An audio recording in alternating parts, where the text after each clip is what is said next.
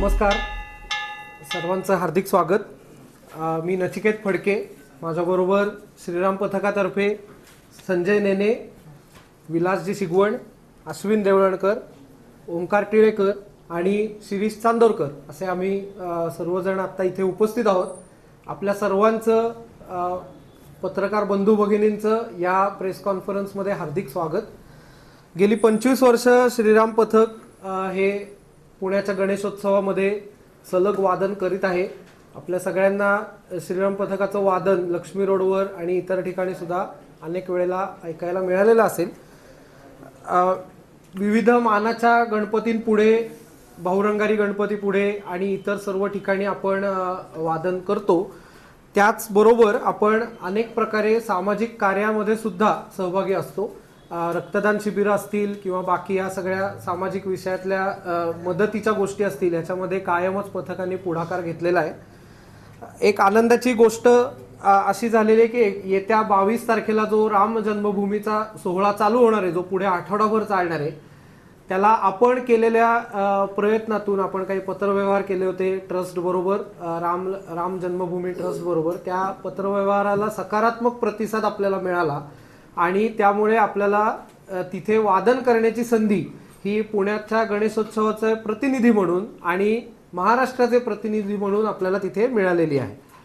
तर यासाठी आम्ही 150 श्रीराम पथकाचे वादक हे तिथे जाणार आहोत आणि तिथे वादन करणार आहोत।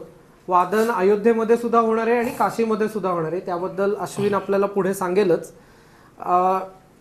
साधारण 50 ढोल, 25 ताशे आणि ध्वज असा लवाजमा घेऊन आपण तिथे जाणार आहोत। तिथे आपल्याला एकूण जो सगळा व्यवस्था हा जो विषय तो सगळा पथकांनी तिथे पुढाकार घेऊन हा केलेला विषय असणार आहे। या कार्यक्रमासाठी म्हणजे जो 22 तारखेला जो कार्यक्रम होणार आहे किंवा आपण इथून जाणार आहोत, ती जी वाद्य जाणार आहेत ती शुचिरभूत होऊन जावीत म्हणून आपण आपल्या शंकराचार्यांतर्फे, शंकेश्वर पीठाचे ते पूजनीय शंकराचार्य आहेत विद्या नृसिंह सरस्वती भारती, त्यांच्यातर्फे आपण वाद्यपूजन येत्या 14 जानेवारीला करणार आहोत। त्याबद्दलची सविस्तर माहिती सुद्धा अश्विन आपल्याला देईल। नमस्कार। येत्या रविवारी 14 तारखेला संध्याकाळी 6 वाजता रमणबाग प्रशालेचं जे फरशीचं मैदान आहे तिथे धार्मिक पद्धतीने वाद्यपूजन सोहळ्याचं आपण तिथे तयारी केलेली आहे आणि त्या वाद्यपूजन सोहळ्याकरता संकेश्वर पीठाचे शंकराचार्य श्री विद्या नरसिंह भारती सरस्वती यांच्या हस्ते तिथे ते वाद्यपूजन होईल। स्वामी महंत 108 जनेश्वरानंद गिरीजी महाराज, संस्थापक अध्यक्ष संत जनार्दन स्वामी सेवा संस्कारित संस्था नाशिक यांचं आशीर्वचन तिथे होणार आहे आणि सर्व मान्यवर मंत्री महोदय कार्यक्रमाला उपस्थित राहावे याकरता आम्ही अजून प्रयत्नशील आहोत। त्यातले काही मंत्रिमंडळी कदाचित 1-2 दिवसात फायनल होतील, पण हा सोहळा हा श्रीराम पथकाचा नसून हा पूर्ण पुण्याच्या गणेशोत्सवाचा, महाराष्ट्राची सांस्कृतिक राजधानी ज्याला आपण पुणे म्हणतो, अशा पुणे गणेशोत्सवातला हा वाद्यपूजनाचा सोहळा आहे। पूर्ण गणेशोत्सव मंडळांबरोबर, सगळ्या मंडळांना बरोबर घेऊन, सगळ्या पुण्यातल्या ज्या काही सामाजिक संस्था आहेत, ज्ञाती संस्था आहेत, अशा सगळ्या संस्थांना बरोबर घेऊन आपण सगळा तो कार्यक्रम करणार आहोत। साधारणतः 6:30 ते 8:30 असे त्या कार्यक्रमाची वेळ असेल। आत्ता त्याच्या संदर्भातला जो वादनातला जो सराव आहे तो आम्ही नवीन मराठी शाळेमध्ये सुरू केला। आम्ही नवीन मराठी शाळेमध्येच दरवर्षी सराव करत असतो। वेगवेगळ्या ठिकाणी वेगवेगळ्या पद्धतीचं वादन करणं, चांगलं सादरीकरण करणं।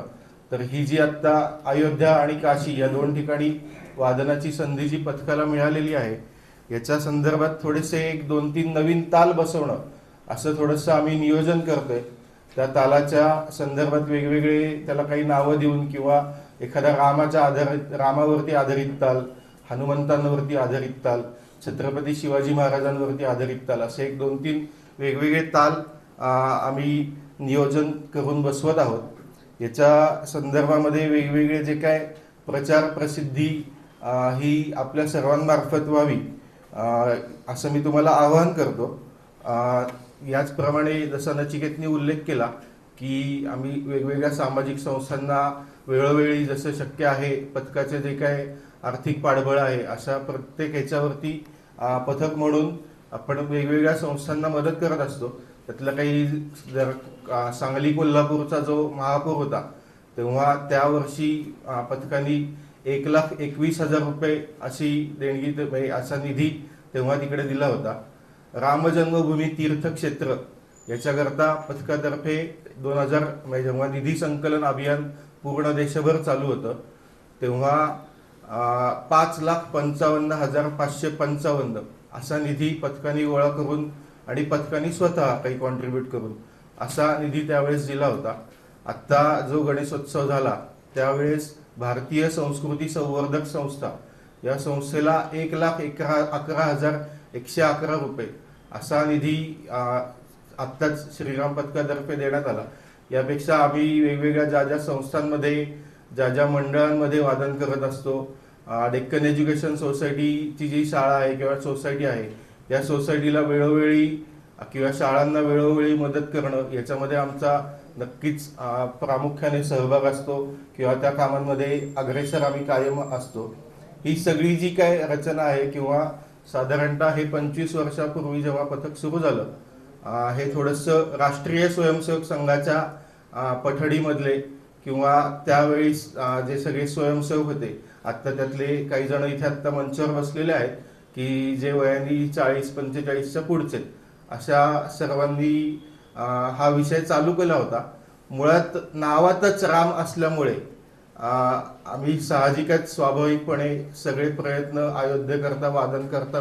अयोध्येमध्ये वादन करता यावं याच्याकरता करत होतो. जो काही पत्रव्यवहार केला त्याला न्यासाकडनं चांगला प्रतिसाद मिळून आता त्याचं ऑफिशियल लेटर आपल्याला मिळालेलं आहे ते मी तुम्हाला दाखवू शकतो. नंतर आपण तसाच पत्रव्यवहार काशी विश्वेश्वर, न्यास, वाराणसी अशा दोन्ही ठिकाणी करून त्या दोन्ही ठिकाणी वादनाची संधी आपल्याला ऑफिशियली मिळालेली आहे. त्यामुळे हे जे काय वादन सोहळा आहे याच्यामध्ये अजून काय आपल्याला आमचा जो काय 14 तारखेचा वाद्यपूजनाचा कार्यक्रम आहे याच्यामध्ये थोडं काही आपल्याला प्रश्न असतील तर आपण नक्की विचारू शकता. पथकामध्ये 100 म्हणजे आता साधारणतः 750 जण पथकामध्ये आहेत. त्यातले काही निवडक लोक 150 जण आता आम्ही अयोध्येला जाणार आहोत. साधारणतः आमच्या वेगवेगळे कार्यक्रम 14 तारखेचा जो कार्यक्रम आता आपण त्याच्याकरता थोडंसं प्रेस कॉन्फरन्स आहे याचे तर वाद्यपूजन सोहळ्यामध्ये ही 600-700 मुलं सहभागी असतील. यांच्याच नियोजनातून यांच्याच व्यवस्थांमधून हा सगळा कार्यक्रम होणार आहे.